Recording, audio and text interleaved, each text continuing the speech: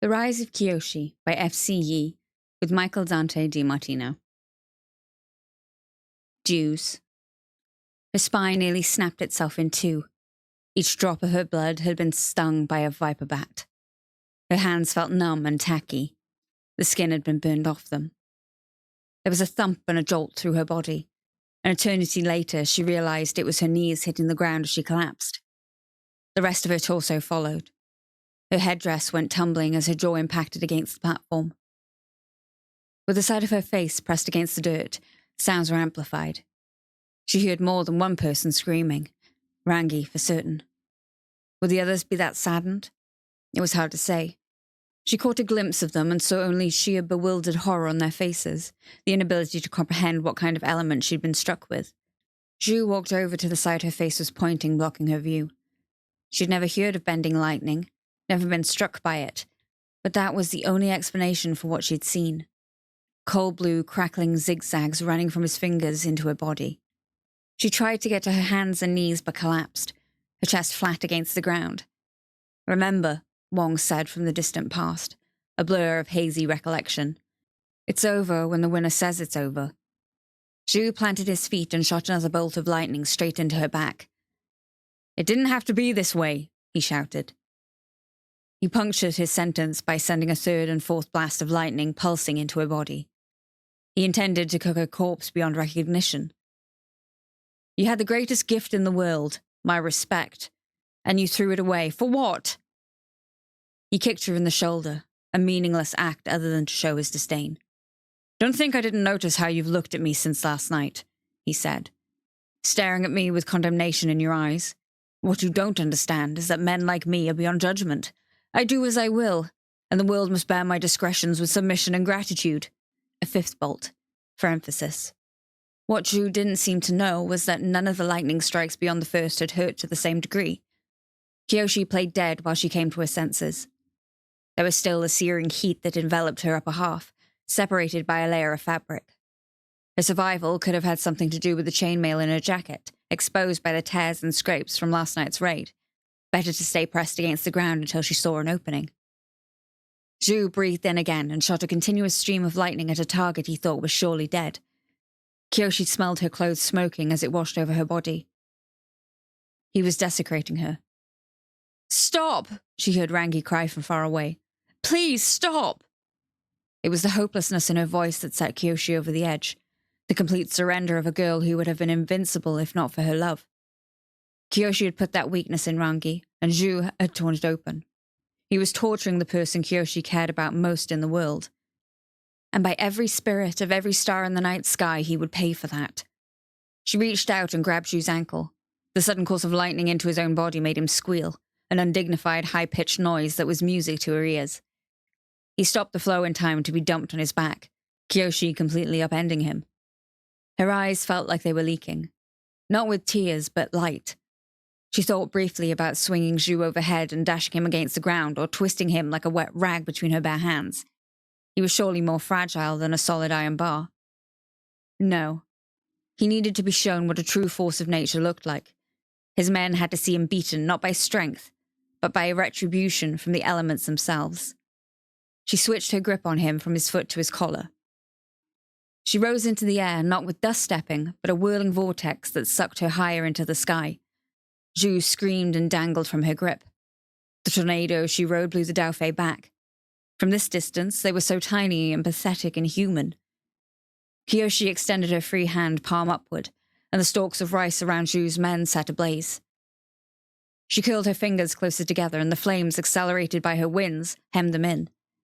Many of the outlaws shrieked and threw themselves on the ground, rolling to put out the fires that had caught on their clothes. Kyoshi looked down the length of her arm at Zhu. He shielded his eyes from hers, her inner light too harsh to take in. His mouth gaped open and shut like a fish. The air was moving too fast for him to breathe. You forget, Zhu, she said, and a legion of voices synchronized in the eye of the storm. There is always someone who stands above you in judgment. It was possible that other, more powerful people spoke through her in this moment. There was a chance she was simply a puppet beholden to their collective will. But an unassailable feeling of control told her that wasn't true. The voices could lend her insight, eloquence, but they couldn't take over. Many of them seemed to disapprove of what she was doing. Let them, Kyoshi thought. She was in command. She brought Zhu's face closer to hers. "What will you do now?" she said, knowing that your every step will have consequences. She needn't have asked. Behind the terror in Zhu's eyes, there was a stronger, deeper outrage. His soul lacked any porousness, and the chance she so generously provided had washed off like rain on lacquer. How dare she, was the only thought running through his head. How dare she? Consequences were for his victims. He was a man who did whatever his power let him. Zhu mistook her analyzing frown for a lapse in her guard and spat a gout of flame in her face. So he's a firebender, she thought, as she diverted the flames off to the side with a tilt of her head.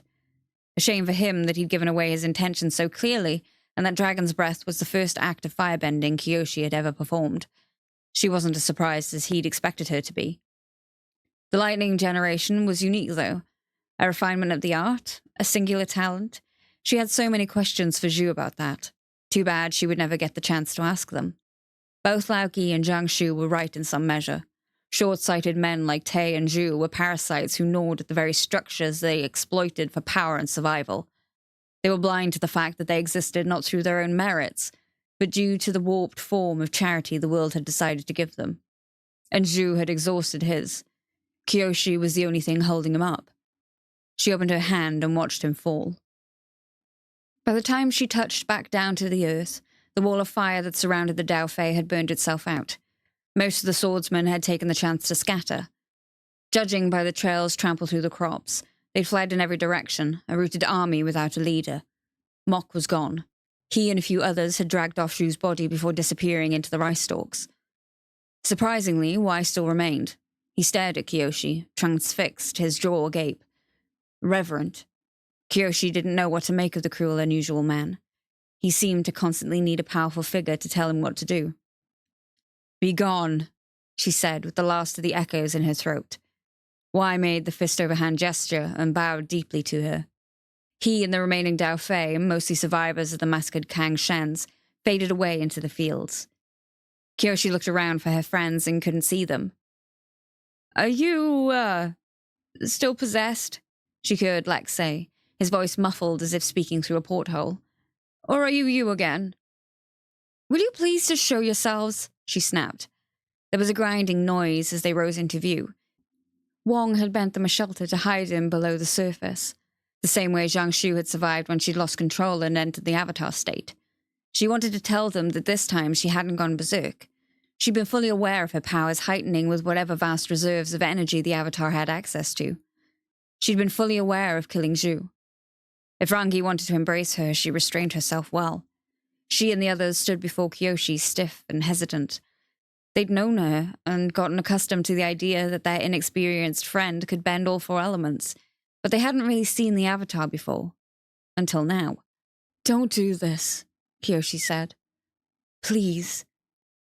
If you act like this, I won't be able to." Her knees buckled. "Not this time," she thought to herself. "Stay awake. Be present for what you have done. Look at your actions instead of turning away." "Kyoshi, your hands," Rangi said, aghast. She held them in front of her face. They were riddled with burns from where the lightning had struck her fans. "We have to get her to a healer," Karima shouted, her sharp face already losing its edges as Kyoshi's vision blurred. "Kyoshi!" Lex said, suddenly close to her, propping her up as best he could from underneath her arm, the last person among them who should have tried to hold her up physically. "Kyoshi!" She lasted less than 2 minutes before succumbing to the pain. Memories. They brought her back to Zygon. The other details were less clear. At first, Kyoshi had tried to refuse the medication thrust upon her while she writhed on a wooden bed in some dark building. She remembered the heady, sweet state that Zhang Shu had put her in before summoning a horror from the deep, before murdering Yoon, and she resisted any attempts to cloud her awareness. But then her hands betrayed her by sending waves of blanketing enveloping agony into the rest of her body. Her resolve broke, and she gulped bitter concoctions from wooden bowls without questioning their source. The medicines split her mind from the pain like she'd cut off Tay's palace from the Dao Fei. The injury was still there, gnashing its teeth, but she could watch it from a distance. The images after that came in the acts of a play, Wong fussing over the sunlight and furniture in her room, unable to do anything else. Rangi curled up into a miserable ball. Many times there was an old Earth Kingdom woman Kyoshi didn't recognize, her wrinkled head floating atop a cloud of voluminous skirts. She guided Karima in her amateurish water healing by referring to medical charts.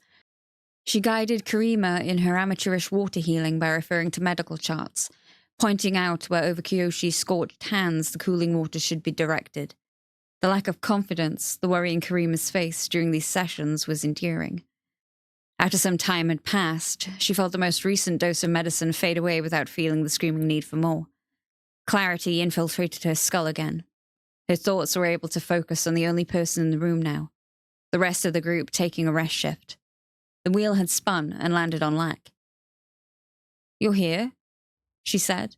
Her tongue was fuzzy in her mouth. "Good to see you too, you giant jerk."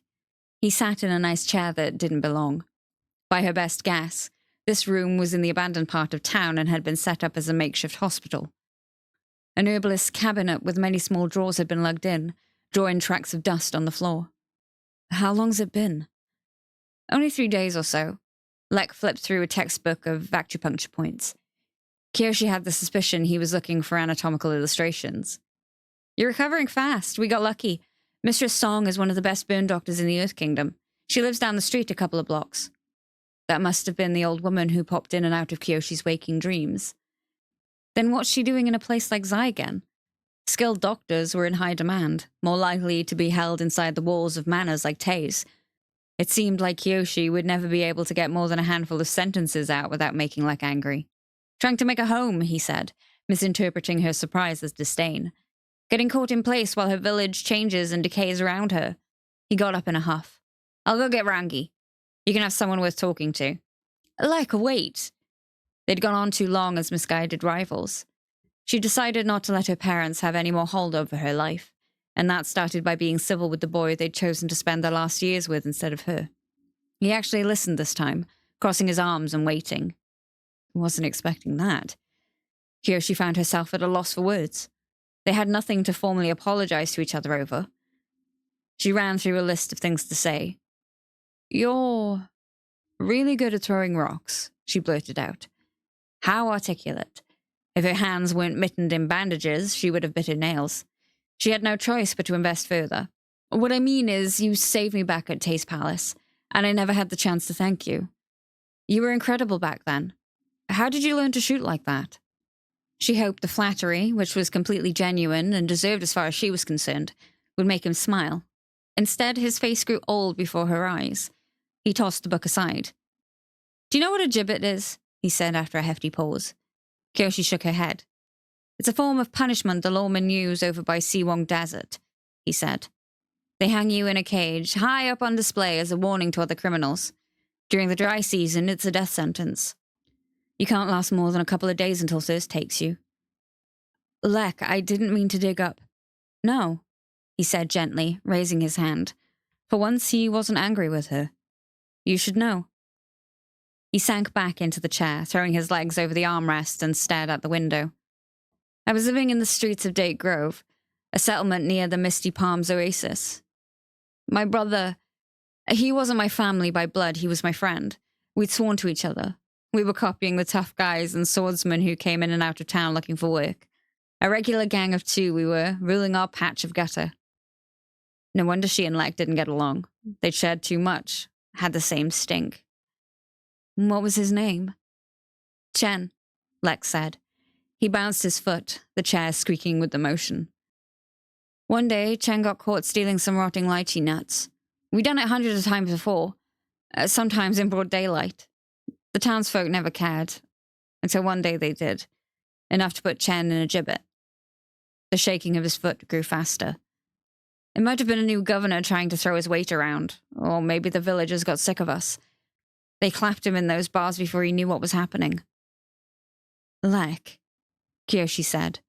She couldn't offer him anything but the sound of his own name. "I held out hope, though," he said with a little hiccup. "You see, the gibbet was old and rusty. It had a weak hinge, or so I spotted. I gathered every rock I could find, and I threw them as hard as I could at that weak point, trying to bring the cage down. The villagers, the abiders, they laughed at me the whole time, especially when I missed. I could have knocked a few of their teeth out, but it never occurred to me. I couldn't waste a single stone. After a few days, Jesset and Harg found me passed out under that gibbet. Chen must have died before they got there, because I woke up on Long Yan's back as we flew away. Couldn't use my arm for 2 weeks afterward. My shoulder and elbow were so swollen. Lex swung his legs off the chair, unable to stay in the same position lest the memory catch up to him. The funny thing is, Date Grove doesn't exist anymore. It was running out of water, on its last legs while I was there. It's been swallowed up by the desert. The people of the town killed my brother to uphold the law, and it meant nothing in the end. If the law was there to protect the village and the village didn't survive, then what did they gain? I always wondered if those people felt satisfied about condemning that one boy that one time while they fled the sandstorm that buried their houses, Lex said. I always hoped Chan's death was worth it to someone. Kyoshi bit the inside of her cheek until she tasted blood. So anyway, Jesser and Hark saved me. I learned how to earthbend and I swore an oath that I'd never miss a target again, Lex said. That's how I'm so good at throwing rocks. There wasn't a right response. The right response was undoing, going back, reweaving fate to arrive at a different outcome than him and her in this room. Lex smiled half-heartedly at her silence. Did you ever consider that your parents might have left you where they did so you wouldn't have to live that kind of life? He asked. That maybe they were protecting you? The notion had crossed her mind, but she'd never given it credence until now. The way I figure it, Jesser and Hark assumed the abiders could treat you better than they could, Lex said as he wiped his nose. You were their blood, priceless. Me, I was useful. As good as the next kid with fast hands and just as replaceable. I sufficed. Lek. She thought about what truth she could tell him in return. I believe, as usual, you're wrong. Kyoshi spotted the twitch in the corner of his mouth. And I'm glad that if my parents couldn't be with me, they were with you, she added. A long time passed before Lex sighed and got to his feet. I'll tell Rangi you're up and coherent. He paused by the door, his expression turned hesitant. Do you think, once things settled down, I might have a chance with her? Kyoshi stared at him in astonishment. Lek held her gaze as long as he could. Then he burst into laughter. Your face, he cackled. You should see it. Oh, that has to be the face you make in your avatar portrait, bug-eyed and furious. And to think they'd shared a moment. Go soak your head, Lek, she snapped. Sure thing, sister, or else you'll do it for me.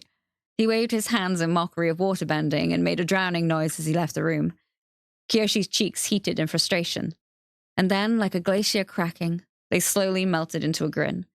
She noticed what he'd called her for the first time. The ambush. In Zhang Shu's opinion, it was good to be home in Yokoya, no matter how many awkward questions the staff had about the team he'd left with. Where was Saiful and the others? What happened to them? Were they okay? Dead in the line of duty, Dao Fei ambush, and no. By definition, no. He owed Heiran better answers, though. Not only did the lie go a level deeper with her, he needed her input. After shutting the doors of his study on the faces of his troubled servants, he dumped his missed correspondence on his desk while she sat on the couch. The trail went cold in Taiwan and we lost a Shurshu, he said. He knifed a wax seal off a mail cylinder. But that's why we have the mated pair, isn't it? Redundancy, the key to success. Zhang Shu, Heiran said. She seemed a little cold and withdrawn sitting on his couch. Ba Sing Se is near Taihua. The letter was from that brat Tay. I'll bet they're somewhere safe behind the walls. I'll have to round up my contacts in all 3 rings. Zhang Shu! He looked up from the scroll. Stop, she said. It's over. He looked at her carefully. There were several ways in which it could be over. It depended on what she knew. He waited for her to continue. I kept an eye on Hui's movement while you were gone, Heiran said. A little more than a week ago, there was an explosion of activity coming from his offices. Letters, messengers, gold and silver being transferred. A little more than a week ago. That would have been Saiful's message arriving in Hui's hands. Hui's understanding would be the partial truth, that the Avatar might have been taken by Dao Fei. But he still thought June was the real deal. Heiran knew the girl was the true avatar, but not the results of the tracking mission and the outlaw settlement in the mountains. One had the latest news, the other more accurate news. He had to mind the asymmetry. Hui is acting on the information you gave him at the party, Heiran said. He's building a case with the other sages to take the avatar away from you. If he's made this much progress based solely on Yoon having a falling out with you, how do you think people will react to learning about Kyoshi? So far, that revelation had not gone well for anyone who heard it. How do you think we should respond? Heiran curled up on the couch, hugging her knees. She looked so young when she did that. I don't want to respond, she said. I want to tell Hui and the sages the truth so they can help us extend the search. Jiangshu, I don't care about the avatar anymore. I want my daughter back. He was surprised at her lack of endurance. As far as she knew, her daughter and the avatar weren't in any particular danger. Of course, the reality was that they absolutely were if they were in the hands of outlaws. But Heiran didn't know that. Jiangshu sighed. Her daughter would never come back without the avatar. The avatar would never come back without... What exactly? The wheels spun in his head. This was exhausting. Maybe you're right, Jiangshu said. Maybe it is over. This farce has gone on for too long. Heiran looked up hopefully. You said Hui started his moves a week ago. Jiangshu scratched the underside of his chin. There was a scab there from where Seifel's blade had nicked him. It'll take him at least another 2 weeks to send missives and get responses from all the sages who matter in the Earth Kingdom. They'll gather in Gaoling or Omashu, and then summon me to answer for my mistakes. That's another week. That's plenty of time to ready a statement of the truth. He shrugged. We may even find Kyoshi before then. The facts will come out immediately in that case. I'd lose the avatar, but you'd be reunited with your daughter. Heiran was heartened. She got up and placed a hand on Jiangshu's unshaven cheek, stroking him gently with her thumb. Thank you, she whispered. I know what you're sacrificing. Thank you. He leaned into her hand, pressing it briefly to his face, and smiled at her. I have a lot of unopened mail to get through. The smile vanished as the door to his study closed. Alone, he picked up Tay's letter again. He'd been right not to give Heiran the full story. He'd always been by himself in this game. The message from the boy governor was written in a sloppy, rushed hand, devoid of the flourishes that normally came with high-level correspondence. The only authentication was the personal seal, which officials kept on their person at all times. It was as if Tay had written it from somewhere other than his palace and while in great distress. At first, Jiangshu had been against installing such a young governor from a family with a history of corruption, but had eventually found it useful, the way the impressionable child looked up to him. He could pretty much get Tay to do anything, including reporting threats to the Earth Kingdom to him first before warning the other sages. Like now. The scroll crumpled in Jiangshu's hand as he read about Zhu Ping-an's jailbreak. His veins threatened to burst from his flesh and skitter away. Against every inclination, Jiangshu had kept the leader of the Yellownecks alive as a favor to his Fire Nation allies, so they could study how the man was capable of bending lightning. It was a skill so rare that some thought it a folk tale or a secret that had been lost to the ages. Either way, it made Zhu a valuable, dangerous specimen. And Tay, who owned one of the most defensible prisons in the region, had managed to let him escape. Jiangshu furiously scanned Tay's account of the events, fully expecting to keel over and die from anger. Instead, farther down the page, he found salvation. There had also been an attempt on Tay's life, the letter went on, as if Tay weren't eminently replaceable. 2 assassins had almost killed him, but at the last minute decided to show mercy. An old man whose description Jiangshu didn't recognize, and a girl. The tallest girl that Tay had ever seen. And unless panic had addled his mind, he'd seen her bend earth and air. Jiangshu leaned back in his chair. He ignored the superfluous details that ended the letter. Something about painted faces and how Tay needed to end the cycle of grifting that his family had been so deeply ensconced in, and could Master Jiangshu spare a few lessons in wiser governance and blah blah blah. The avatar was alive. Relief washed over him like ice water. But what on earth was she doing? She had left Taihua and reached Tay's palace before the full moon, which meant moving at a reasonable pace. Her actions didn't sound like those of a captive. Jiangshu let the question go unanswered while he opened another letter. This one was from a prefectural captain in Yongshan, a territory that bordered Tay's. The lawman had captured a handful of Daofei, scared witless with an unbelievable story.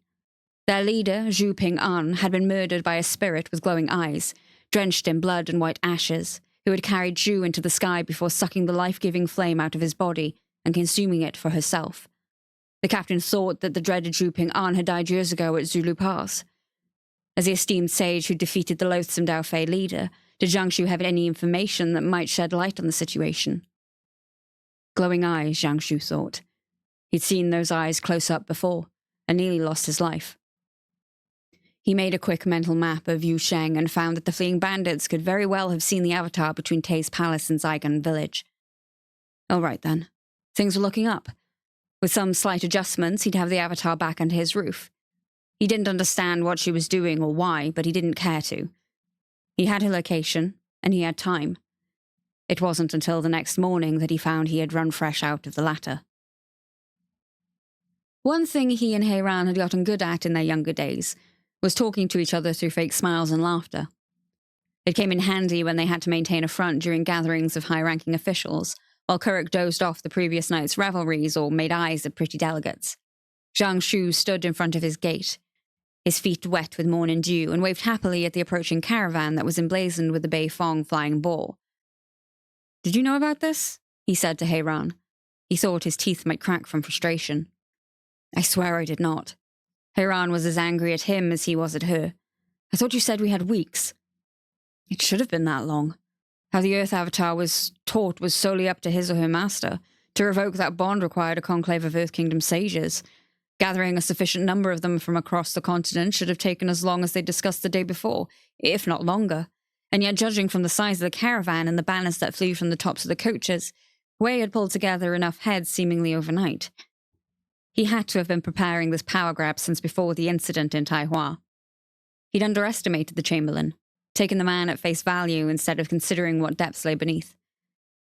The lead coach pulled up to the gate of the manor and came to a stop. The bore on the doors split open to reveal Hui, who travelled alone.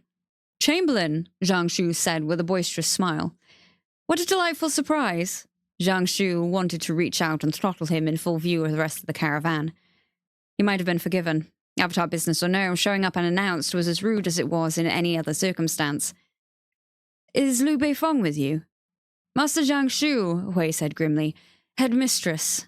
I wish I could say I was here under more pleasant circumstances. Liu Beifong will not be joining us." Zhang Shu noticed Hui didn't say whether or not he had the old man's approval for this action. He watched the other sages step out of their coaches and tallied who had come. Herbalist Pan from Taku, carrying his pet cat in his arms. General Sayuk, the Lord Commander of Do Huan Fortress, another political appointee like Te who was vastly underqualified to lead that stronghold. Sage Ryong of Po Huai. Spirits above, Zhang Shu thought. Had Hui simply scavenged the entire northwestern coast of the Earth Kingdom for allies? It might have been the case. There was no one from Mamashu or Gaoling or Ba Sing Se, where Zhang Shu's support was the strongest. Hui had handpicked the attendees of the surprise conclave, sages he could influence. Promises and vast sums of money must have flowed like water leading up to today. Zhang Deku was here too, Zhang Shu noted dryly.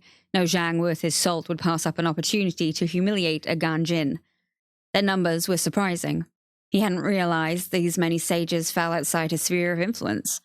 Perhaps about a fifth of the most important people in the Earth Kingdom had arrived on his doorstep with hostile intent. "Well," he said cheerfully, smacking his hands together, "let's get you all inside and refreshed." The staff was aflutter. They hadn't had any warning that guests were coming. The dire nature of their short notice was made more apparent by Zhang Shu entering the kitchen and personally overseeing the preparations. Nay, helping with them. "Everyone calm down," he said reassuringly as he hoisted a massive kettle onto the stove himself. "You don't have to pull out your finest work. It's not your fault. There simply isn't time." "But Master, so many of your peers at once?" Auntie Murray said, near tears. "It'd be shameful to give less to service. We have to line up a midday meal and dinner and... Oh, there's not nearly enough firewood." Zhang Shu opened the kettle lid and peered inside to check the water level before turning around and laying his hands on the woman's shoulders. "My dear," he said, looking into her eye, "they're here on business. I doubt you'll have to feed many or any of them. Concentrate on getting the tea ready, that's all." Wei turned redder. Of course, Master," she stuttered. "It would be impossible to discuss important matters without tea." She bustled off to yell at the servants in charge of the tea selection. Zhang Shu dusted his hands off carefully and gave a weary sigh. Zhang Shu entered the grand reception hall to a trying sight. The sages had seated themselves across three sides of the room, behind the rows of long tables, and Hui was in the middle where the master of the house would normally be. He was sitting in Zhang Shu's chair. Heiran was off to his left. She traded a wide-eyed glance with him. What are you going to do? What Zhang Shu was going to do was sit down, alone, behind the remaining table and wait. He felt stares burning into him from all directions. Master Zhang Shu, Hui said, could you ask Master Kelsang and the Avatar to join us? The servants opened the door and entered with steaming trays of tea.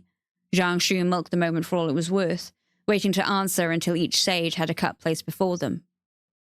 He made motions of thanks to the maid who gave him his and took a sip, praising Auntie Mui's choice of the blended oolong. Only once the staff had left did he speak. You know as well as I do I cannot. Master Kelsang and the Avatar are still on their spiritual journey.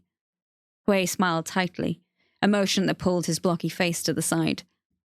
Yes, their journey. The abbots of the air temples haven't seen them once since you made that claim. Is it not strange that Master Kelsang hasn't taken the boy to any of the temples, whether to visit the sacred sites or simply to resupply? I don't wish to speak ill of my friend, but he does have a rocky relationship with some of the more orthodox air temple leaders, and places holy to the air nomads exist around the world. They're nomads. And what holy places are in Taihua? Hui snapped. Perhaps the previous unknown settlement of Daofei there? Zhang Shu stayed calm. Chamberlain, what are you saying? I'm saying that the Avatar's last known whereabouts happened to be in a nest of criminals, traitors, and outlaws, and that he hasn't been seen since. I'm saying that we have to assume the worst. That he and his companion are in mortal danger, if not dead already. There was a clank of a single dropped cup. Heiran knew he tracked the Avatar to Taihua, but not that the mountains had been crawling with danger. Nor had any of the letters he'd read last night mentioned a firebending girl. And the fate of her daughter was unknown. Heiran looked at him like he'd stabbed her in the heart. That was the one gaze he couldn't meet. He concentrated on Hui instead, on this usurping little badger frog who'd fancied himself a player of games. Strictly speaking, Hui didn't have evidence in hand, but he could get it at his leisure. There was no hiding an entire town, nor the secret tunnels that supplied it. You have demonstrated unforgivable negligence at best and cost the Earth Kingdom its portion of the Avatar cycle at worst, Hui said. And the people I've bribed to appear today will attest to that. You are no longer fit to serve as the Avatar's master. He'd chosen to use those words. Zhang Shu snapped. And you are? He shouted at Hui, leaping to his feet. You who want that power and status for no reason other than it's there. Hui took the time to smell and sip his tea, knowing he'd won. This gathering has not yet decided whom the Avatar, if still alive, should learn from, he said smugly. Zhang Shu felt queasy. His forehead grew damp. This gathering, he sneered, swaying on his feet. This isn't a proper conclave of sages. You've identified my enemies among the leadership of the Earth Kingdom and brought them to my doorstep like a bandit gang. What has he promised you, huh? He yelled at the assembled faces nearly spinning in place. Money? Power? For centuries, men like Hui have carved up this nation and offered slices to anyone who'll pay. I'm the one trying to make it stronger. They blinked slowly, coughed hard, didn't respond. Hui sniffed, his nose starting to run. We meet the minimum number required to strip you of your duties. If you're done grandstanding, we'll take the vote.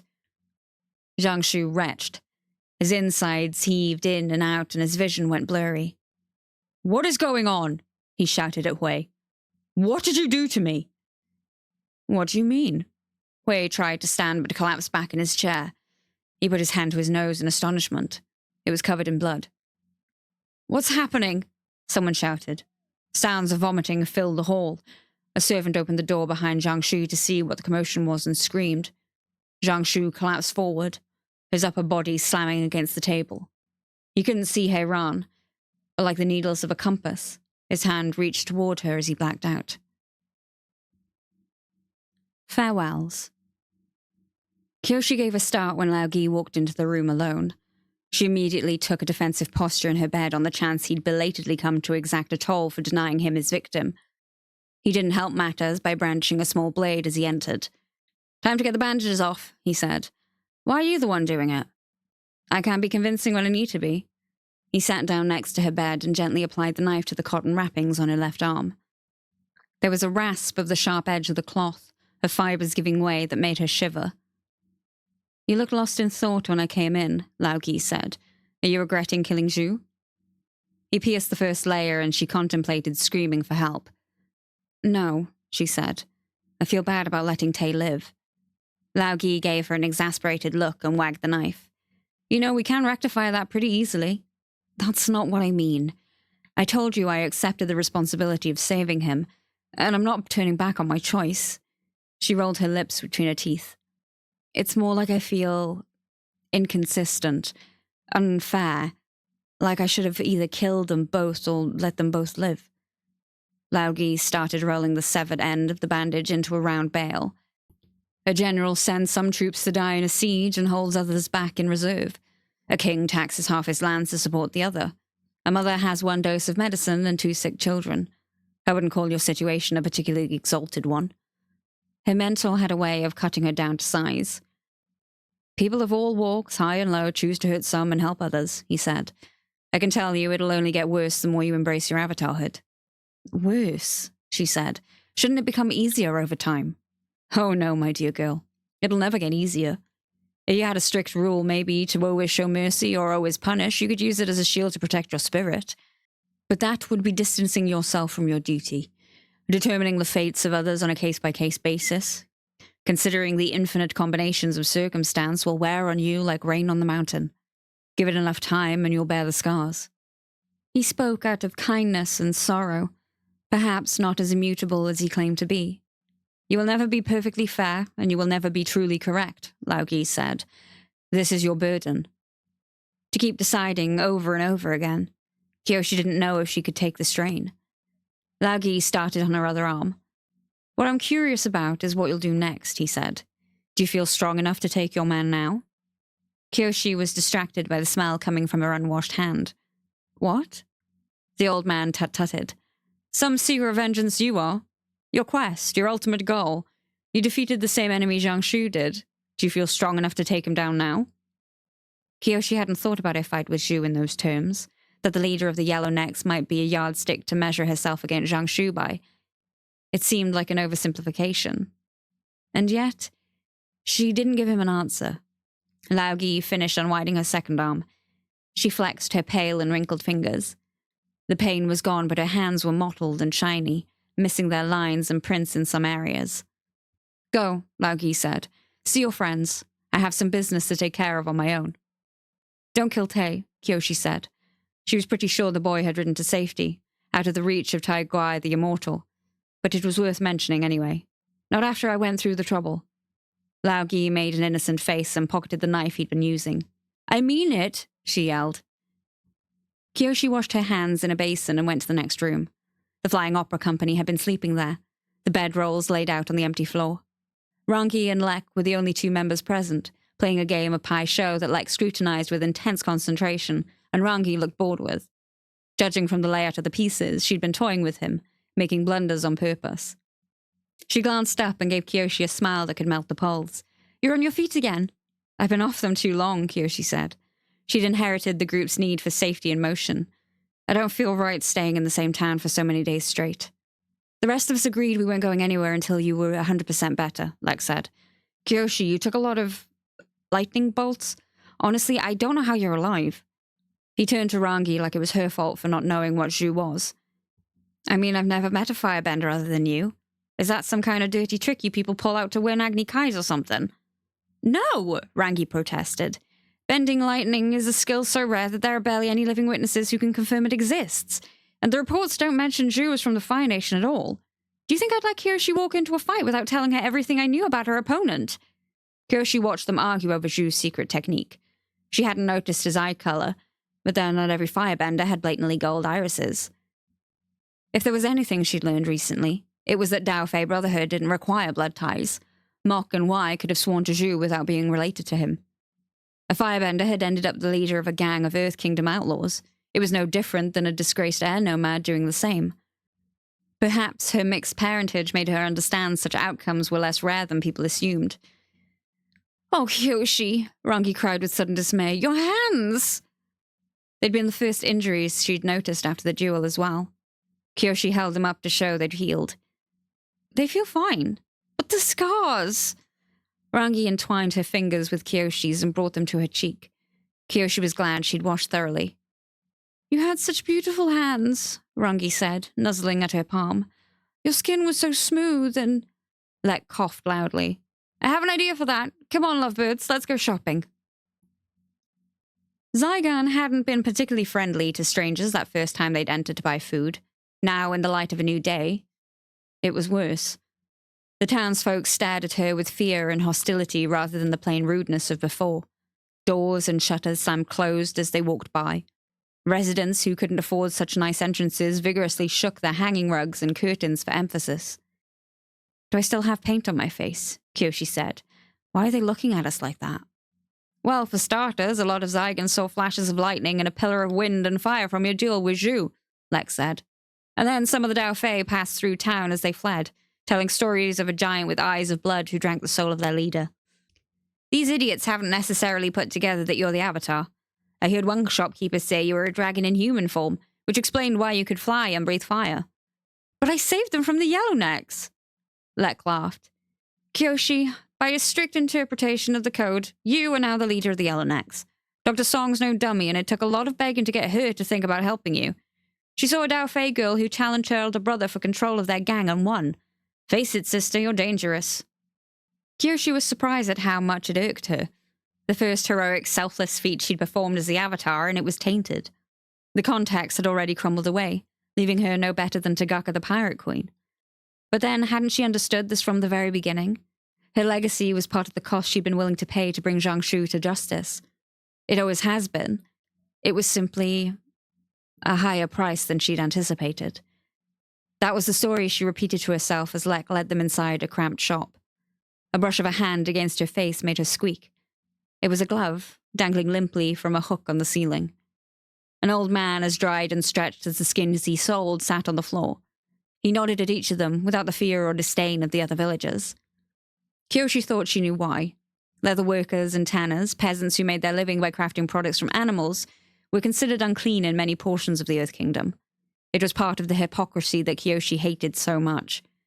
People from all rungs of society depended on and clamored for such goods, but despised their neighbors who made them. She remembered the fine boots Yoon had worn that day back in the manor, and her heart ached for him. We're looking for a pair of gloves for my friend, Lex said. They'll have to be big, of course. The shopkeeper gestured at one wall where the largest examples hung. Kyoshi pressed her hand against the glove at the very end of the row and shook her head. I got one or two more bigger in the back, the old man said unhurriedly. But they'd be no good for regular wear, not unless you figure on fighting a battle every day. I think, Kyoshi said, we should give them a shot. He shuffled around, staying seated, and rummaged in a pile. The back of the shop was simply whatever was behind him. He produced a cracked hide bag and pulled apart the drawstring. Made these for a colonel on the rise in the army a long time ago, he said. Poor fellow died before he could pick them up. The gloves were more like gauntlets. The thick, supple leather fastened to gleaming metal braces that protected the wrists. Kyoshi pulled them on and buckled the straps. The fingers were snug, a second skin, and the armor portions heavy and reassuring. There was no other way these gloves would be acceptable in polite company. Their very appearance was aggressive, a declaration of war. They're perfect, Kyoshi said. What do we owe you? Take 'em, the shopkeeper said. Consider it a gift for what you did. He elaborated no further. Kyoshi bowed deeply before they left the shop, grateful to the core. There was at least one person who saw the truth. They walked down the street in high spirits. Kyoshi pulled one of her fans out and levitated a pebble. She could bend perfectly with her new gloves. If only it were this easy to find shoes that fit, she grumbled. It's better than being short and skinny, Lex said morosely. If I was your size, I'd be ruling my own nation by now. Rangi laughed and squeezed his arm. Oh, cheer up, Lex, she said. She prodded his bicep, working her way higher. You'll fill out soon. You have good bone structure. Lex turned a deeper red than the face paint they wore on the raid. Cut it out, he said. It's not funny when... Ah! Rangi had suddenly yanked him downward by the arm. Her knees dragged in the dirt. It was as if her entire body had gone limp. She mumbled, her eyelids beating like insect wings. Lex yelped again and swatted at the small of his back. As he spun in place, Kyoshi saw a tuft of down sticking out of him. the fletching of a dart. She instinctively brought her hands in front of her face and heard sharp metal plinks bouncing off her braces. But the back of her neck was uncovered, and a stinging burn landed on her skin there. The sensation of liquid spread over her body. Poison. Her mind screamed as her muscles went slack. Lek tried to ready a stone to hurl at their attackers, but it fell out of his hands and rolled on the ground. He and Kyoshi collapsed on their faces like the Dao Fei who'd been lashed by the Shirshu. It was different from the incense Zhang Shu had drugged her with. She could still see and think, but the poison was having different reactions in her friends. Rangi seemed barely conscious, and Lek began to gag and choke. Feet ran over to them. Pairs of hands quickly grabbed Rangi and dragged her away. Just Rangi. Kyoshi tried to shout and scream, but the poison had its strongest grip on her neck, where it had first entered her body. Her lungs forced air out, but her voice box added no sound. She could see Lek. His face turned red and puffy. He clutched at his swelling throat. He was having some kind of reaction. He couldn't breathe. Tears streamed down Kyoshi's face as she lay inches away, helpless, unable to save another boy from Zhang Shu's venoms. The dust turned muddy under her eyes. It was nearly half an hour before she could crawl over to Lek and check for a heartbeat that wasn't there. She arrived at their building at the same time as Lao Gi, Wong, and Karima. They saw Lek's body in her arms and reeled like they'd been struck. Wong crumpled to the ground and began to sob, his low moans shaking the earth. Lao Gi closed his eyes and whispered a blessing over and over without stopping. Karima was as pale as the moon. She held something out to Kyoshi, her hand trembling uncontrollably. "This was stuck on a post in the town square," she said, her voice raw and bleeding. It was a note. "Avatar, come find me in King Chao village, alone." Pinned to the paper it was written on was a silky black topknot of hair, crudely severed from its owner's head. The Return. Zhang Shu sat by Heiran's bedside in the infirmary. She was alive, but she hadn't woken up yet. If he were ever to tell his story in the future, to document his journeys and his secrets, this part would stand out as the hardest road he'd travelled yet. Murdering Hui and the other sages in his own home was nothing.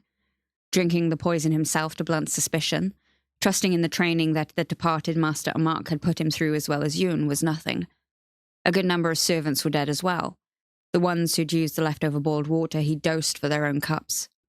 Nothing. All nothing compared to seeing his last friend in the world laid low. This sacrifice had been the hardest. There would be aftershocks, ones that altered the landscape of the Earth Kingdom. The western coast had been decimated of its leadership, especially by the Mo Se Sea. Certainly, some of the sages who drank his poisoned tea were corrupt or incompetent, but many others were as invested in bringing strength and prosperity to the nation as he was. It would take time for the effects to be felt by the common populace, but the parts of the country farthest from Ba Sing Se had without a doubt been greatly weakened. There would be an outcry from the capital, investigations, accusations, but Hui had inadvertently laid the foundation for Zhang Shu to come out of this mess clean. He'd identified and rounded up the sages who were not fully on Zhang Shu's side, including some that were a complete surprise. That had been the whole point of telling Hui he'd lost the Avatar in the first place. If Hui had felt the remaining sages in the other half of the kingdom were out of his reach for this gathering, even with the damning evidence of the Avatar running with Dao Fei, that meant those particular officials were truly loyal to Zhang Shu. When the time came to reveal the true Avatar, he would be in a better, more secure position, having tested their limits. The Chamberlain had done exactly what Zhang Shu had wanted him to, only too fast and too aggressively. That miscalculation had forced him to turn his own home into a charnel house. It had cost him Heiran. He would dig up Hui's bones and feed them to bull pigs for it. He got up, his knees still a little shaky from the lingering effects of the poison, and brushed a long strand of hair out of Heiran's sleeping face. Her constitution, her inner fire had saved her life, but only just. Once he had the time, he'd devote every resource he possessed to healing her fully. Though, if she'd been awake the past day or two, she certainly would have killed him for what he'd done to her daughter. He'd revisit the matter later. Right now, he had an important meeting to prepare for. They buried Lek in a field outside Zygon's cemetery instead of claiming one of the unused plots within its borders. He wouldn't have wanted to rest too close to abiders, Karima had explained. The grid of headstones off to the side resembled an orchard, each grey, fruitless tree carved with the name and date of its owner. Kyoshi counted off the rows, burning into her memory the approximate distance so she could come back to this spot in the future. Following the Siwong tradition, they'd eschewed any markers, taking care to cut the sod in strips that could be replaced and patted back down. The desert folk considered the simple embrace of the land the only honour worthy of the departed, silence the most fitting eulogy. Standing there over Lek's invisible grave, Kyoshi couldn't have spoken about him anyway. She had the tongue of an animal in her mouth, the howl of a beast in her chest. Lao Gi was right about mercy having its price. She'd shown Zhang Shu mercy with every thought that went through her mind not dedicated to his destruction. Each smile and moment of laughter she'd shared with her friends had been an act of dereliction. This was the cost of forgetting Zhang Shu, of not whispering his name before every meal, not seeing his shape in every shadow. And Kyoshi would never stop paying for it until she confronted him. "What are you going to do?" Kyoshi glanced up from the patch of grass that cloaked her sworn brother. Karima had asked the question, her eyes red and hard. Wong and Lao Gi waited for an answer as well. "I'm going to finish this," Kyoshi said, her voice the breaking of branches and rending of cloth. "I'm going to finish him." "What about us?" Wong said. He had the same hunched, plaintive look as when he was waiting to hear whether or not the Avatar would stay with the group after their escape from Hujiang. Kyoshi had to give him a different answer this time. She held up her hand. "Here's where we have to part ways," she said. Qinchao village had an air to it that many visitors felt off-putting. Over half the inhabitants belonged to the clan of Qin, making outsiders feel like they were talking to the same person and being watched by the same set of eyes, no matter what part of town they did business in. There was a degree of tight-fisted wealth that drew attention away from the set of bizarre customs and holidays that appeared nowhere else in the Earth Kingdom, many of which revolved around dolls and effigies, small ones for the home and great towering ones in the square for public festivals. Qinchao folk were insular, even compared to Yokoyans. They exalted their status with borderline treasonous statements, like a citizen of Qinchao and a subject of the Earth Kingdom, where wordplay and order implied their priorities. A long time ago, Kyoshi and a group of other young maids had been allowed a few days of chapel leave to visit Qinchao. Zhang Shu had sternly warned them not to run afoul of the law there, lest bad things happened before he could rescue them. The other maids giggled and proceeded to ditch Kyoshi with Auntie Mui, while they ran as a group from street to street, trying wine for the first time and flirting with actors by the outdoor theatre. Nothing out of the ordinary happened. They'd all come home safely. But Kyoshi remembered the sense of foreboding she'd had back then as she entered the gates through the circular walls and made her way to the teardrop-shaped town centre. There'd been a darkness below the clean-swept streets and ghostly hues of the village that she'd sensed would burst through the surface someday. She must have been looking into the future. That day was today, and the shadow from the deep was her. She walked down the main street, unconcerned by the stares she drew. With her headdress adding to her height, her makeup done in a fresh coat of red and white, and the heavy armoured braces strapped over her wrists, she looked half a performer who'd lost her troupe, and half a soldier without a battalion. She attracted attention, openly and without hesitation, like she'd never done before in her life. This was who she was now. This was her skin. This was her face. The Qin clan's crown jewel was the great stone tea house in the centre of town. Unlike the ramshackle Madame Kiji's with overnight rooms above a common area, the unnamed establishment was a 3-story structure devoted entirely to food and drink, in the manner of larger cities like Omashu and Ba Sing Se. Residents of the village would spend all morning there, enjoying tea and gossip. It was the most obvious place for Zhang Shu or her to wait for the other. Kyoshi lowered her head and stepped inside.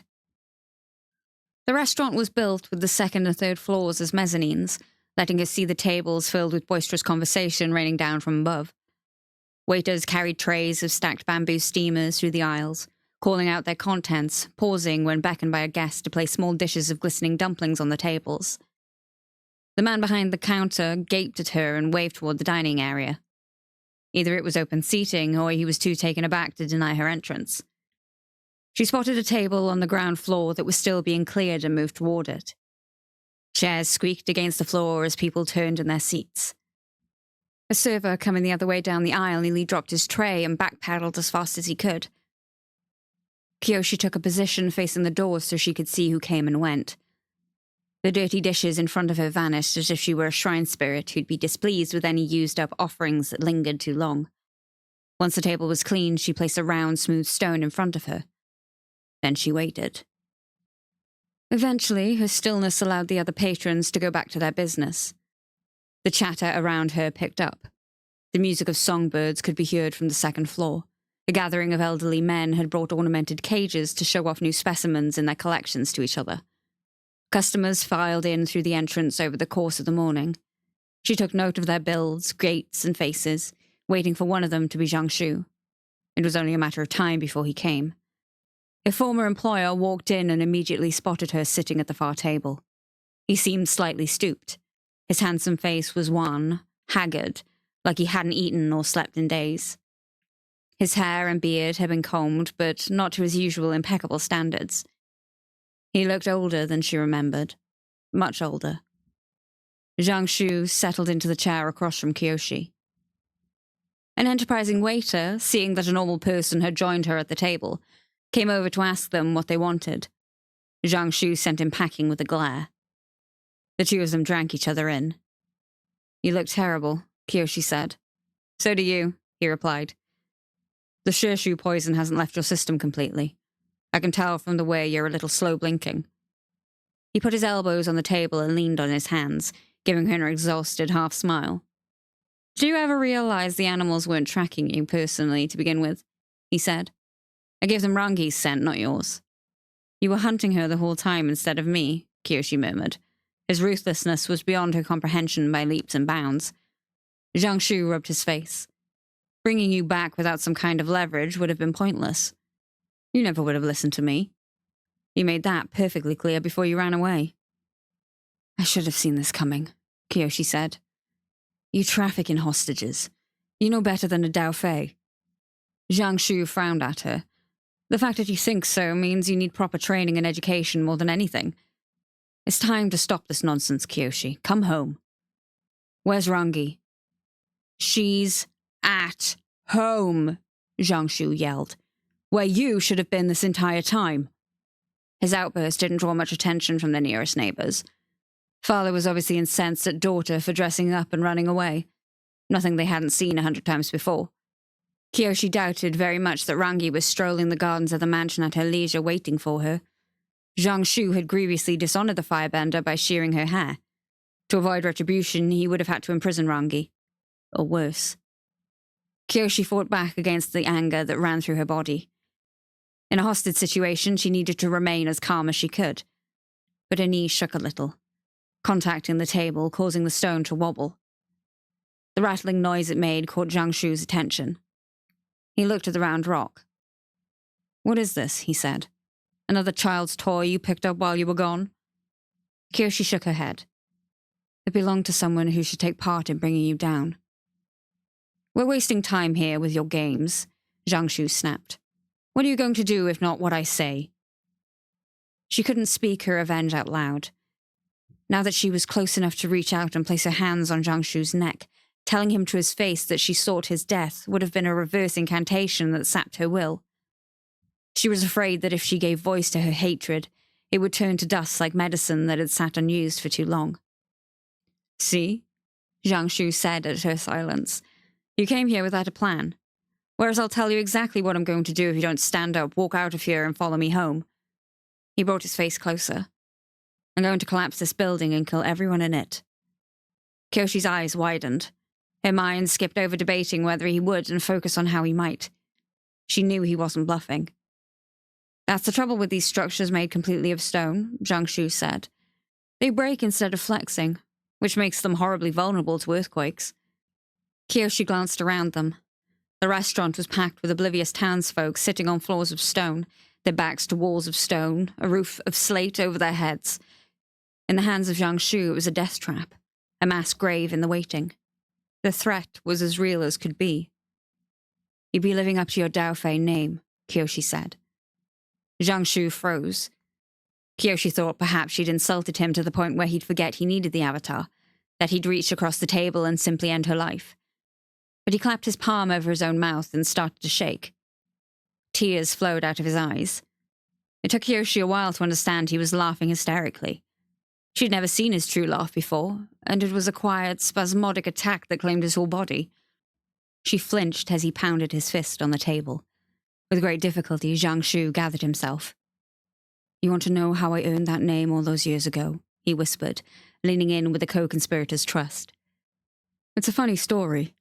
First, I made an example out of the few earthbenders among the Yellownecks. I took my time with them. Then I told the rest that whoever dug the deepest trench to hide in by sundown would be spared, free to return to their homes.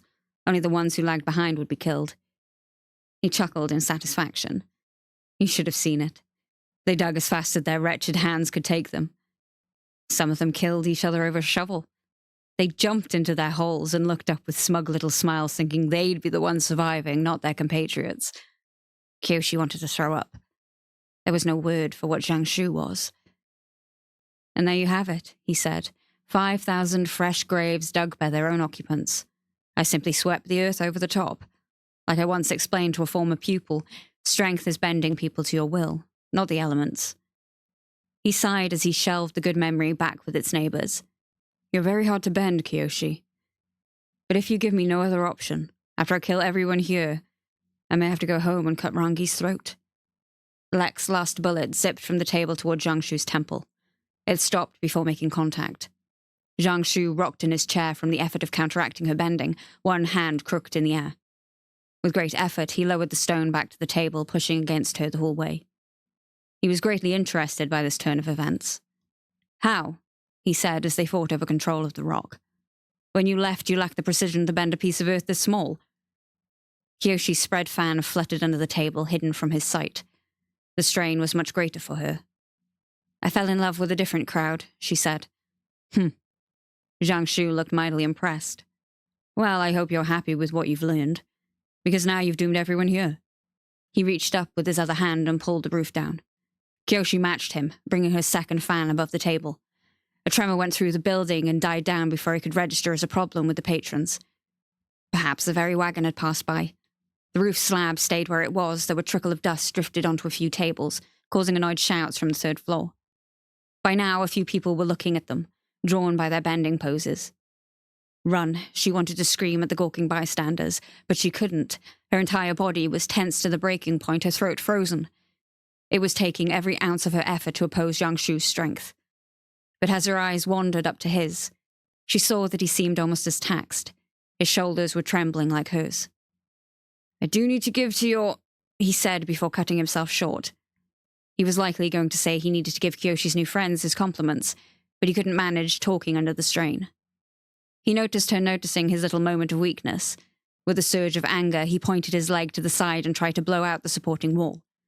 Kyoshi made a silent scream as the effort to keep it intact tore a muscle within her body along her ribcage. She fought through the pain and managed to keep the destruction down to a single crack running from floor to ceiling. The wall held. Zhang Shu's jaw flexed. He bared his teeth. He and Kyoshi warred in stillness, their whole beings locked in opposition, a perversion of neutral Jing where they only appeared to be doing nothing. Vibrations began to grow through the building again, the slight rattle of cups against saucers. The patrons on the ground floor nearby might have suspected this girl and this man were to blame, but their hesitance to move kept them within the reach of danger. The sounds of conversation blurred and slowed, as if the air itself had frozen over. Men and women in Kyoshi's peripheral vision turned their heads at a snail's pace. Their sentences drew out like moans. Kyoshi might have been pushing against Zhang Shu so hard that she no longer knew what was real. She heard a footstep echoing in her ear, and then another. A cloaked figure walked with purpose toward their table. Neither she nor Zhang Shu could move. It was as if a third presence had joined their struggle, clasping its hands over their interlocked bending, squeezing them together. The third person who stood over them with all the familiarity in the world threw his hood back. It was Yun. Had she the ability to breathe, Kyoshi would have choked, sobbed. This was a dream and a nightmare, her highest hopes and cruelest torment poured together in some horrific concoction and flung in her face. How had he survived? How had he found them? Why had he come back, now, of all times? Zhang Shu's shock at seeing Yun nearly broke the volatile hold he had on the stone around them. Kyoshi could no longer tell who was in control of what. with their bending commingled together, only certain that if she released the tension by moving or speaking or blinking, the whole enterprise would come tumbling down. The three of them were locked in a private delirium, a prison of their own making. Yoon said nothing. He looked at them with a faint, beatific smile. His skin had the glow of a healthy adventurer back from a successful trip, neat stubble lining his jaw. His eyes twinkled with the same warm mischief that Kyoshi remembered so well. None of this kept a blinding, nauseating sense of wrongness from pouring out of his body. People had always been drawn to Yoon like metal to a lodestone, and Kyoshi had been no exception. But he'd changed. There was something essential missing from the otherworldly being in front of her. Something human. The boy she'd loved had been replaced by a hollow scaffolding, wind blowing through its gaps. The nearby customers who'd so far tolerated his strangeness recoiled away from Yoon like he was a rotting corpse, scraping chairs over the floor in their haste to create distance. They couldn't bear to be near him. Yoon noticed the bullet on the table. Its presence filled him with delight, and his face lit up as if he'd seen the object before. He reached over and slowly plucked the stone free while Kyoshi and Jiangsu were still fighting for control over it, tearing the rock from the combined bending grip of a great master and the Earth Avatar. To Kyoshi, it felt like he'd ripped a hole in the empty space, removed the moon from the sky itself. She could almost hear a sucking noise as the bullet left her in Jiangsu's grasp. Still without words, Yoon held the rock out, making sure Kyoshi and Jiangsu could both see it. Then he cupped that hand to Jiangsu's chest. Jiangsu's eyes bulged. Kyoshi felt his earth bending, flare outward, and was forced to compensate. Yoon gently put his other hand, still stained with black ink, to Jiangsu's back. After another second passed, he showed them what had travelled between his palms. The stone, now covered in blood. Yoon didn't wait for Jiangsu to finish dying. He winked at Kyoshi and turned to leave. Jiangsu teetered in his seat, gagging on blood, a dark red patch spreading from the tunnel in his chest. The waiters screamed. It was everything Kyoshi could do to contain Jiangsu's earthbending death throes. More cracks raced along the walls, big and loud enough to draw the notice of the patrons. At the door, Yoon paused and looked back at Kyoshi, seeing her duress, how she was barely holding the tea house together. He grinned, and then he bumped the table. The foundations of the building rose and fell at his command.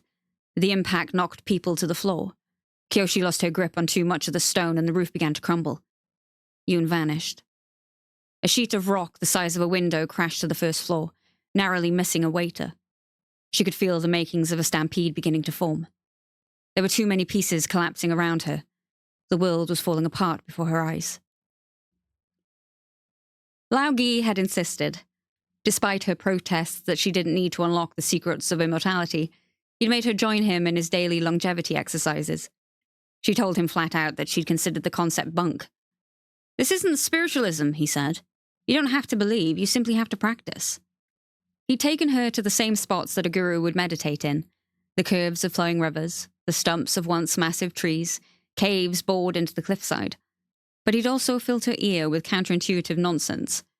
"Instead of blocking everything out like how you would normally meditate, take it all in," he said, while they rested in a meadow on their way to Taihua. "Notice each blade of grass in the same moment you would notice a single one." "I would have to have 1,000 eyes to do that," she'd snapped. He shrugged. "Or an infinite amount of time. Either would work." The riddles never ceased while they prepared for Tay's assassination. "Divide your body in two," he said, while he practiced heating and breaking a piece of scrap metal. "Then divide it again, and then again and again. What would you have left?" "A bloody mess." She burned her hand and yelped. "Exactly," Lao Gi said. "Put the pieces back and put them back again and again and again, one more time, and you're whole once more." "A human being isn't a block of stone," she said, showing him her reddening thumb for emphasis. "That's where you're wrong. The illusion that the self is separate from the rest of the world is the driving factor that limits our potential. Once you realize there's nothing special about the self, it becomes easier to manipulate." To Kyoshi, that had been the easiest lesson to take in. She was nothing special. She had never been anything special. That was a mantra she believed in. Her eyes glowed, but only in a brief pulse. She didn't need to express her mastery over multiple elements like she had during her duel with Zhu. Just one. The stone was her, and she was the stone. Her mind was everywhere, dancing along the tips of her fingers. She let go of her fans, but for now it didn't matter. Kyoshi felt the shape of each piece and how one fit into the next, making it so easy to put them back together. She wouldn't have been able to say whether she meant the tea house or her own being. According to Lao Gi, there was no difference. There was a stumble of disruption, almost like ants crawling over her arm. The customers on each floor scrambled for the exits. She watched them run along shattered tiles held up by nothing but her earthbending. Each step the panicking crowd took was its own distinct little thump, another weight to catalogue. It was no great trouble to her. When the last of the occupants had fled, Kyoshi got up, maintaining the form of crowding bridge with one raised hand while she stuck her fans back into her belt with the other. She looked at Zhang Shu slumped over, her revenge encompassed within a single body. It seemed so bounded and finite. How could such a container have held the volume of her anguish, her wrath? If anything feeling at all pressed through her the numbness of her unity with the earth around her, it was the ire of a hoodwinked child who'd been promised the end of her bedtime story, only to see the candlelight snuffed and the door slammed shut. She was a girl alone in the dark. She decided to leave Zhang Shu where he was, not out of any remaining spite. The path that led her to him had simply ended. She exited into the square. There was a half-ring of people around her, giving plenty of berth, staring in horror. They didn't know who she was or how she'd saved their lives. She didn't care. Kyoshi let go of her focus and the building groaned behind her. The crowd shrieked as the tea house collapsed, sending a wave of dust over their heads. The civilian residents of Qianchao began to flee. At the same time, she heard the clash of gongs and saw lawmen shoving their way through the masses. The officers drew their swords as they closed in. "Don't move," the captain shouted. "Drop your weapons and get on the ground." She looked at the red-faced, nervous men clinging to their steel. Without saying anything, she just stepped higher and higher, ignoring their threats and shouts of astonishment until she flew over their heads, onto the nearest rooftop, and into the sky. There was a tree at the crossroads leading into Qingshao. It had a single dormant limb that extended sideways, with a length of rusted, forgotten chain that looped around the branch. Kyoshi wondered what had hung from the end of the chain before it snapped. Peng Peng rolled in the grass while the Flying Opera Company sat in a circle, back from the mission Kyoshi had sent them on. A short-haired figure leapt to her feet and ran over. Rangi buried her face in Kyoshi's chest. She shuddered and wept, but she was otherwise unharmed. Kyoshi cheated on the test Zhang Shu had put to her. He hadn't counted on a mere servant girl having such steadfast allies so well-versed in breaking and entering.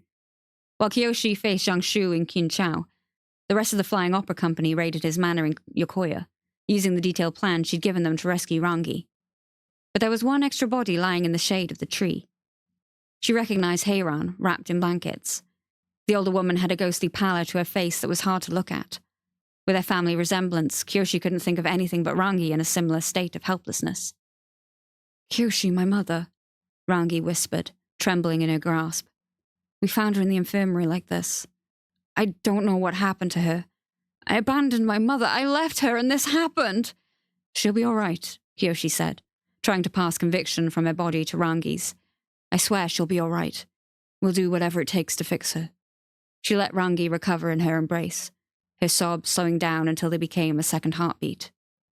Kyoshi stroked the crop of fuzz left behind by the severed topknot. The firebender flinched as if she'd grazed an open wound. "I should be wearing a sack over my head so you can't see me like this," she said. There wasn't a good way to explain that Kyoshi didn't care one bit about her hair or her honor, so long as she was alive. In fact, it was easier for Kyoshi to rest her cheek on Rangi's head now, without all the sharp pins in the way. After giving the two of them time, Karima, Wong, and Lao Gi came over. "The operation succeeded, obviously," Karima said. "Once you've rescued one person from the bowels of a powerful Earth Kingdom official's personal dungeon, you've rescued them all. You were right. Zhang Shu didn't seem to expect that you'd have us on your side. Made things a bit easier. I may have helped myself to some valuables on the way out," Wong said. His thick fingers were covered in new gold rings and jade seals, including one that allowed him direct private correspondence with the Earth King. Kyoshi saw no issue with that, but his knuckles were busted open and bloody. "Was there a struggle?" she asked. "No one's dead," Wong said quickly, "but I had to get information the old-fashioned way from some mercenaries dressed in guards' clothing. I may have gone a little overboard. I don't regret it." He looked at Rangi in Kyoshi's arms and gave a rare smile. "The gravedigger took one of ours. I wasn't going to let him take another." "Speaking of which, where is he?" Karima said. Is it over?"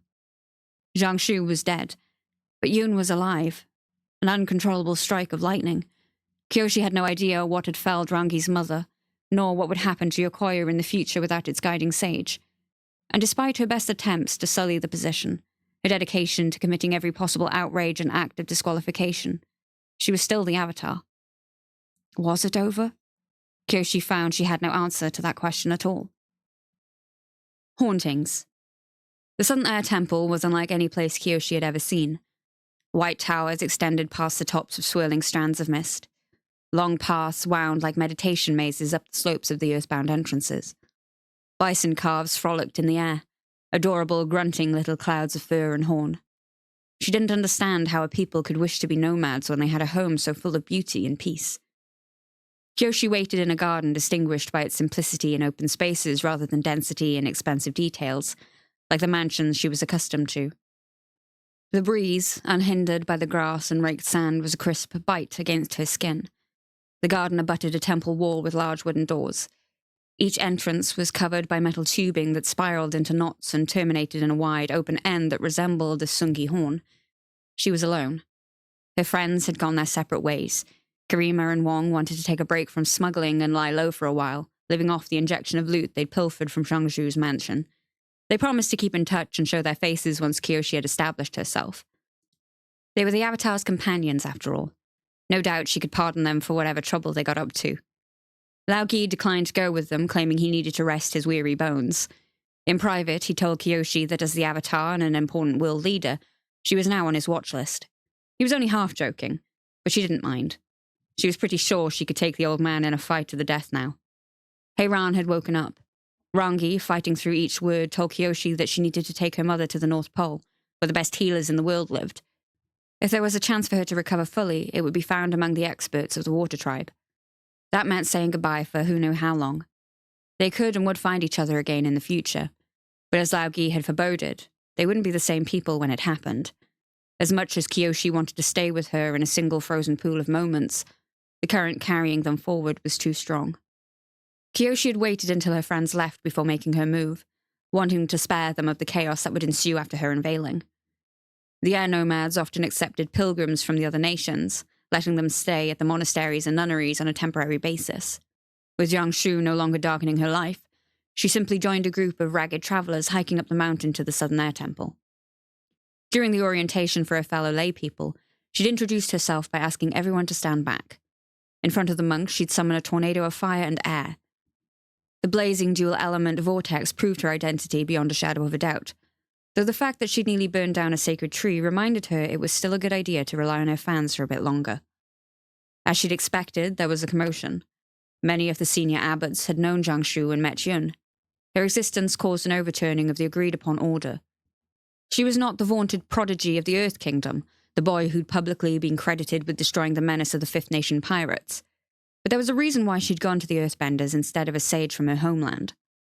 The isolation and sanctity of the temple provided a measure of protection as the storm of her arrival howled outside its walls. Though she was a native Earthbender, the air nomads took her outrageous account of events as simple truth told by the Avatar.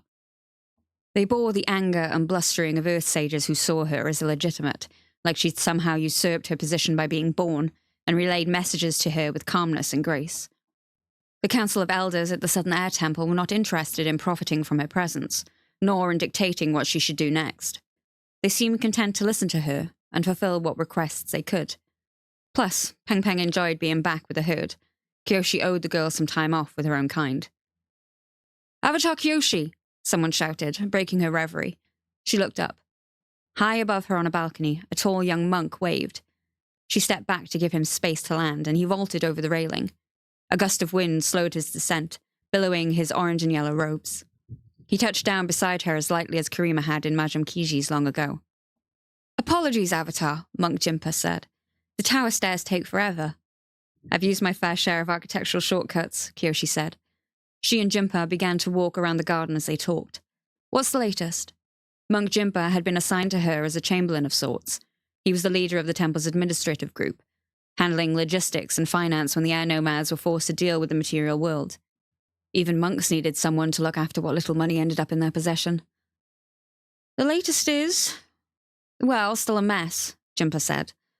"The tragedy at Yokoya is worse than we feared. 2 score of the Earth Kingdom's elite murdered by poison, and some of the household as well." Kyoshi closed her eyes against the deep ache. She'd only found out by proxy what had happened at the mansion. Are there more details? The investigators sent by the Earth King believed that it was an act of revenge by a Dao Fei group. Somehow they found out about an important gathering of sages and decided to strike with a level of brazenness that has never been seen before. Rangi's mother had to have fallen by the same means, and Kyoshi didn't know who among her former co-workers was still alive. She didn't know if Auntie Mui was alive. She had to go back to Yokoya as soon as possible. What have you heard from Kinshao? She asked. Junpa scrunched his face. The poor monk was taxed by having so much bad news pass through his ears. As a pacifist, he wasn't used to this level of death and mayhem. The officers found Master Zhang Shu's body. A couple of witnesses have corroborated your story that a young man killed him in cold blood. But many of the townsfolk aren't convinced of your innocence. Nearly all of them maintain that you destroyed the tea house. Kyoshi hadn't told anyone that it was Yun who avenged his own death. Looking back, she was barely certain of it herself.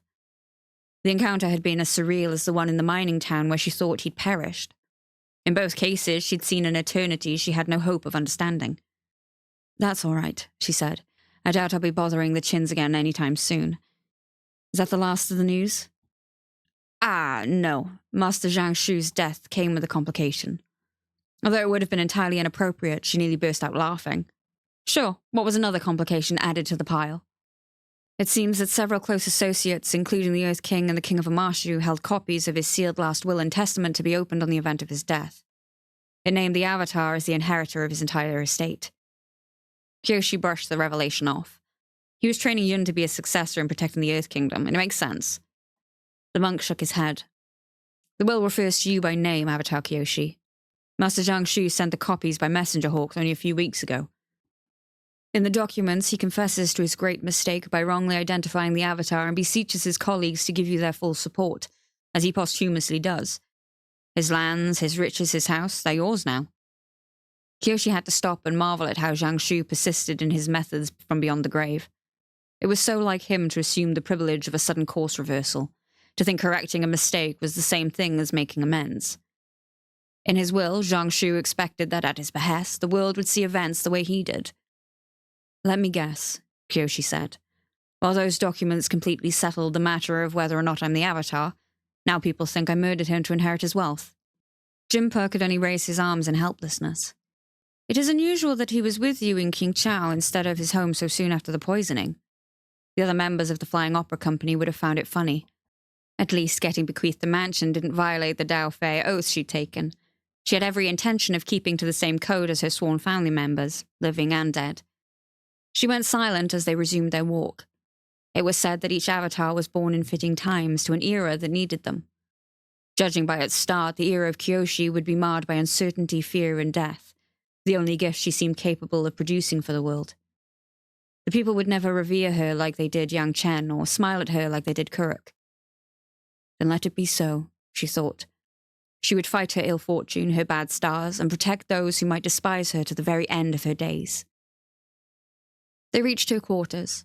Kyoshi had told the monks she'd be perfectly fine sleeping in the same plain cells as the rest of the pilgrims, but they'd insisted on giving her the room reserved for the Avatar's current incarnation.